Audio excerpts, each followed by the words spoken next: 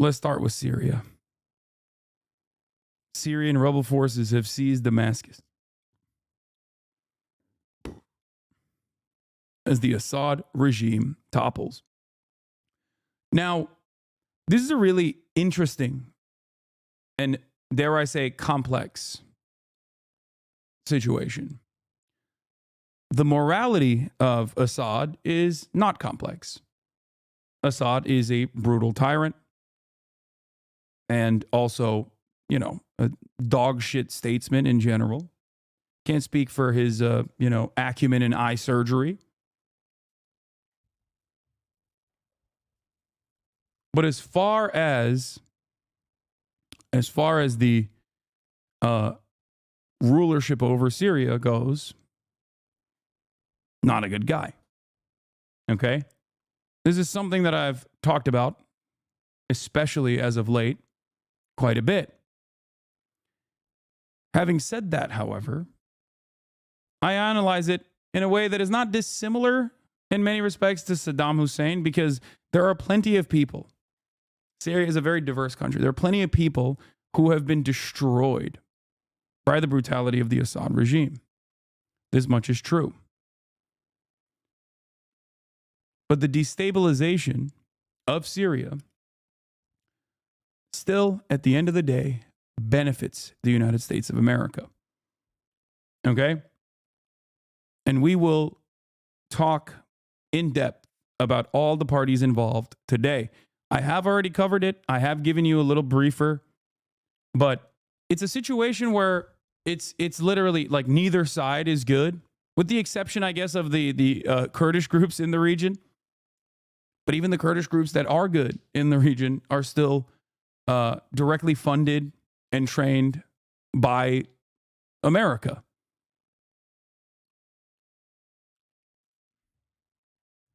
So even good groups can still be used as a weapon by the American State Department. But let's get started. In his dynastic heartland and putative holdout on the Mediterranean coast, where they ride a statue of his father through the streets. In Hama, seized in the Assad era, or Thursday, where a reporter sheds his protective vest to embody the emergence of a new Syria. But perhaps the most instructive place to look is here, in the former regime's darkest corner.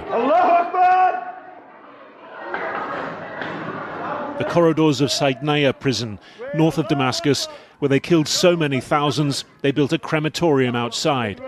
A young child comes into view. Look at that boy, poor thing, they say. These women at the heart of a brutal... Anyone who thinks Syria is free now is delusional. Israel's already invaded and bombed parts of southern Syria, the Greater Israel Project.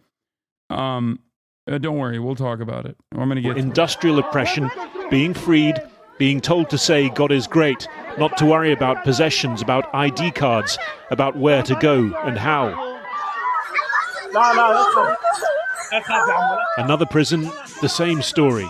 He says, there's no state anymore, sister. Damn the state, it's fallen. Come down, come on.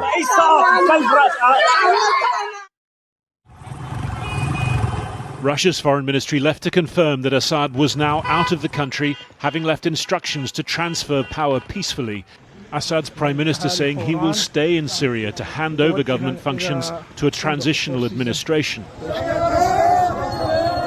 But for now, real power rests with this man, Abu Muhammad al-Jalani, leader of the Islamist HTS forces, listed as terrorists by many countries, that spearheaded the regime's collapse.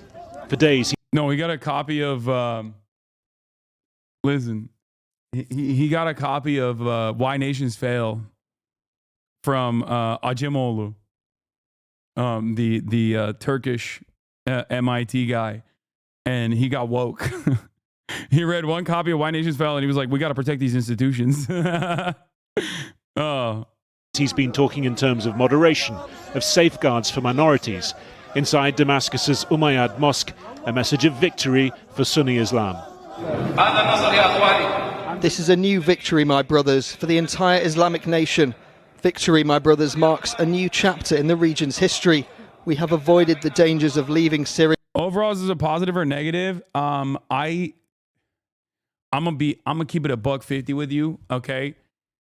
it is a very weird situation, and I don't think it will overall be positive. We'll see. But because Assad is so fucking bad, like, there are a shit ton of people, especially of Sunni background, that are going to be celebrating this, understandably. Okay? There are no... I'll go so far as to say there are no clear winners in this, especially for the Syrian population, other than Recep Tayyip Erdogan. Okay? And it's really interesting to think about, because a lot of people falsely have said, I am a neo-Ottomanist, Turkish feudal warlord that wants to restore the glory of the Ottoman Caliphate. And if that was the case, then this would be the number one moment where I'm literally aligned with American State Department interests, and I could just freely talk about how incredible Erdogan is as a statesman. Okay? Because guess what? He did the damn thing. He did. In terms of realpolitik, Recep Tayyip Erdogan came out as the number one winner of this equation, more so than even Israel. Do you understand? Like, he's had a growing, genuinely growing and very volatile anti-Syrian, anti-refugee movement in his country. He basically gets to send a lot of, well, not even send the Syrians back. They voluntarily will go back to their homes. There are millions of Syrians living inside of Turkey, which has created a lot of anger and animosity against the Syrians in the country. He now also gets to have a major say in what happens in this, border nation. There has always been a lot of back and forth between Erdogan and Assad.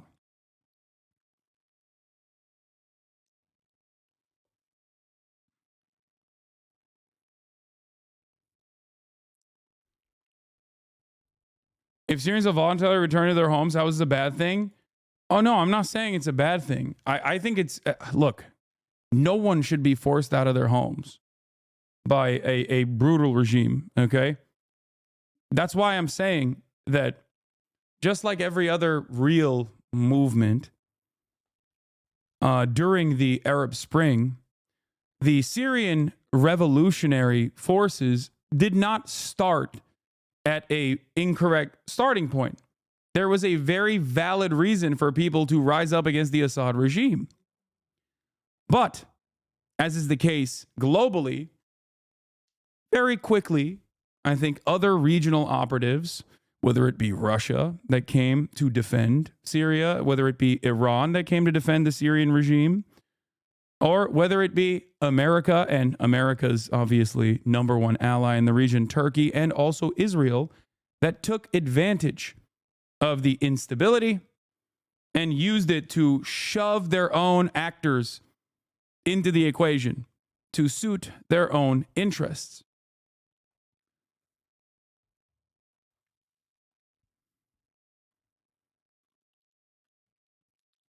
It will, however, never not be funny to me, someone growing up in the United States of America now for the past 10 years, to see a former Al-Qaeda leader get this much positive coverage.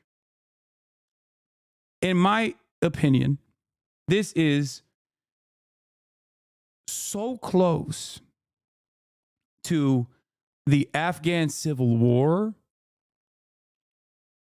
like in the ways that the American State Department operated there, and the valid reasons as to why many Muslims in Afghanistan were understandably against the USSR aligned Afghan government at the time. It is damn near identical.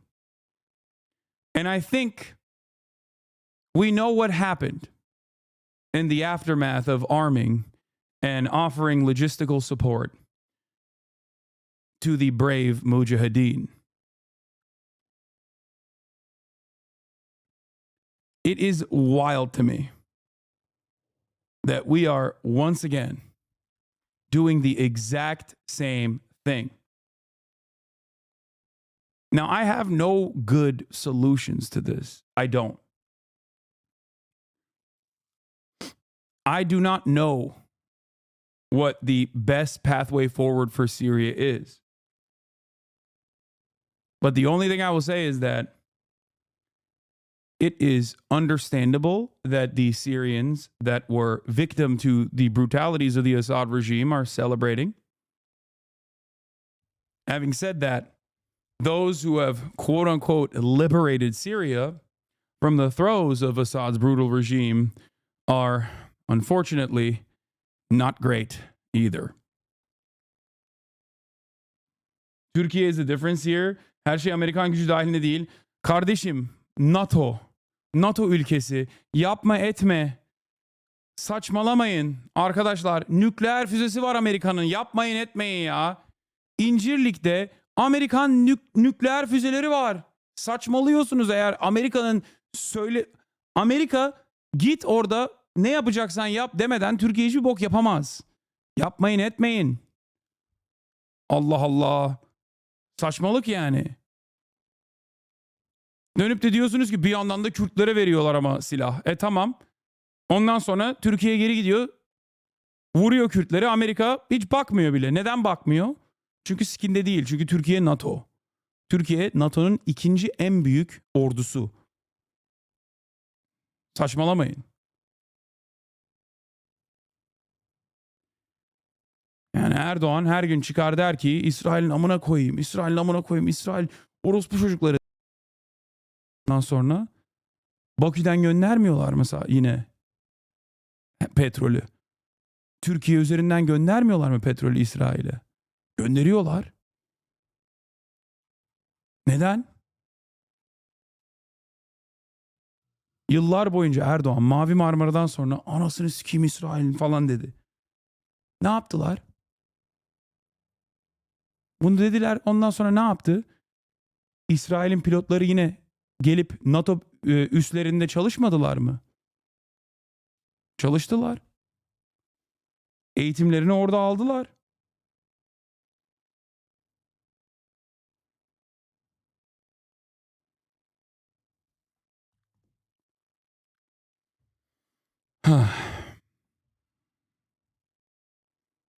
Anyway.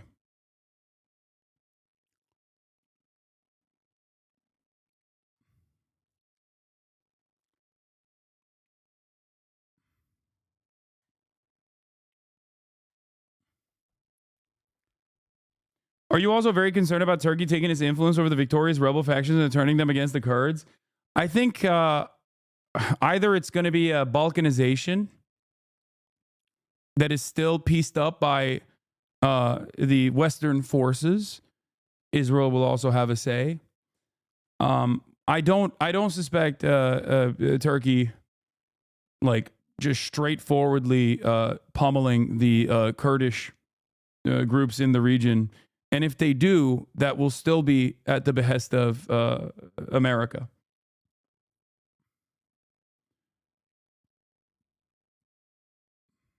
We shall see.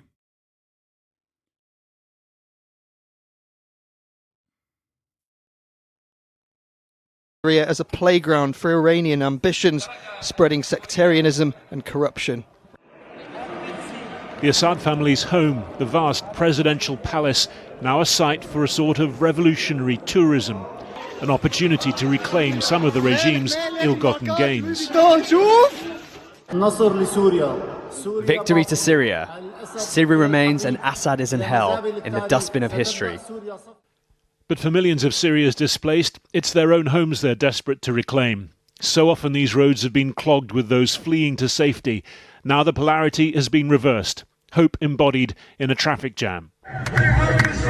But still plenty of space for fear of what's to follow. Already there's been fighting between rival rebel groups in the north, the Turkish-backed Syrian National Army taking the town of Manbij from the US-backed. Remember when they were saying to me in the chat, like, oh, the Turkish-backed Syrian National Army, like, they're not, you're wrong. Turkey is not a player in this. Like, come on, dog.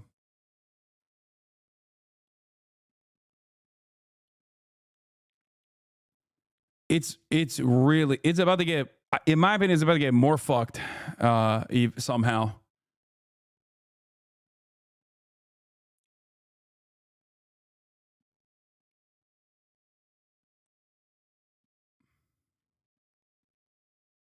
I'm a Syrian Christian, just hoping whatever it is next for the country, my people won't be persecuted, to be honest. Yeah. See, that's the other side of this. The other side of this is also that, first of all, let me just say one thing. I think that Russia is so busy in Ukraine that they could not offer any sort of material support to Syria. But I don't even know if they wanted to. I think that I suspect that Putin wanted Erdogan to make inroads with the Assad regime, and Assad refused. Partially because they don't suspect Erdogan to be anything but a person who is operating at the behest of Western interests. But virtually every other group in the region that could offer some kind of support, virtually every other group in the region that could offer any support, like Hezbollah, for example, has been destabilized and is now more focused on rebuilding Lebanon after Israel pummeled southern Lebanon.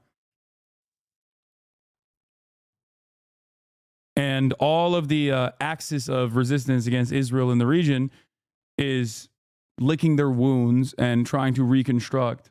And Iran is spread too thin. This created an opportunity for all of the cells that are anti-Assad, that range from secular forces, ethnic Kurdish militias, Marxist-Leninist forces, all the way to the Salafists, former Al-Qaeda and former ISIS operatives, and Turkish-backed Salafists to take advantage of this opportunity and seemingly fucking take over Syria in a matter of a week.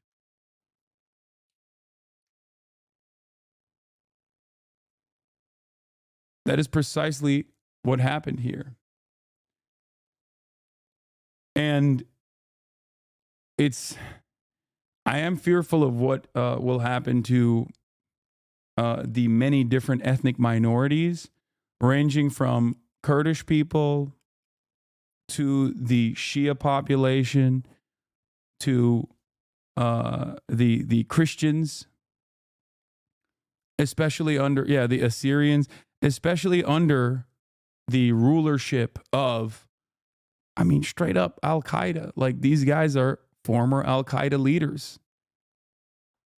And if you listen to what they have to say, even the Salafists that are under the training of the Turkish government, like, make no mistake, like, some of the stuff that they're talking about is still very much global jihad. So it's a terrifying prospect. So I don't know what will happen. I hope that, stop being overdramatic.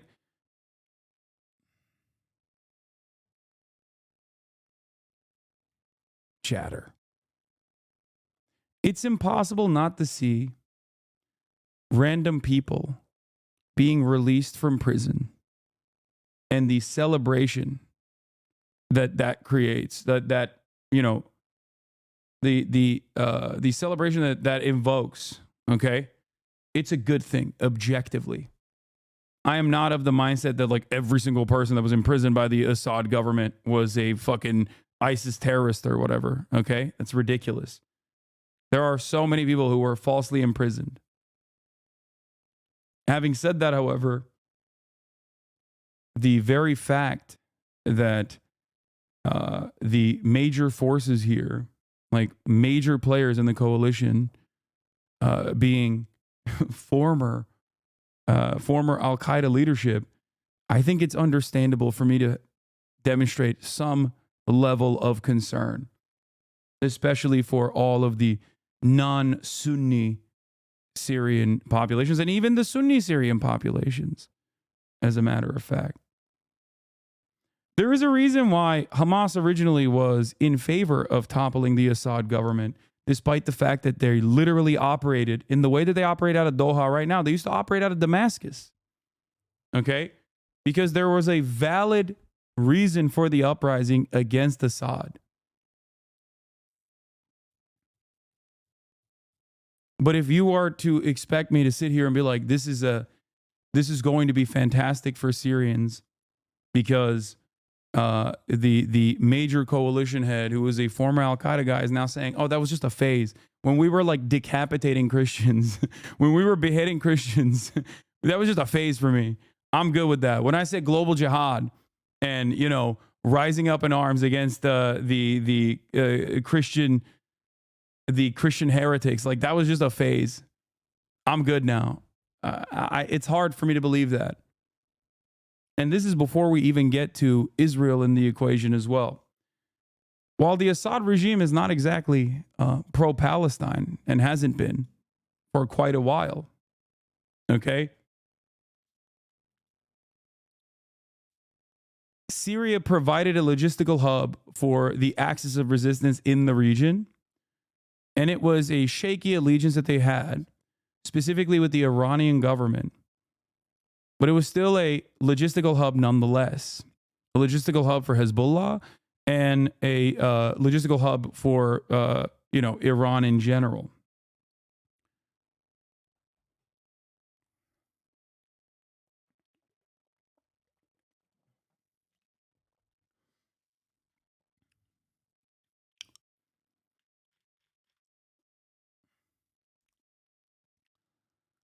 The Kurdish movement said they're ready to open discussions with all the forces. You are a little bit underestimating the capacity of Syrian people to organize.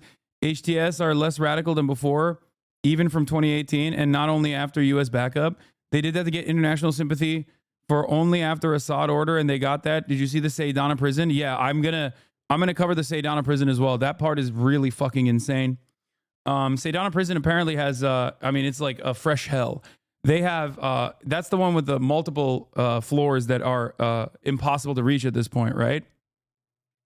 Look, I question anyone that says like HTS is reformed. I don't think it's, only time will tell. I am very skeptical. We shall see.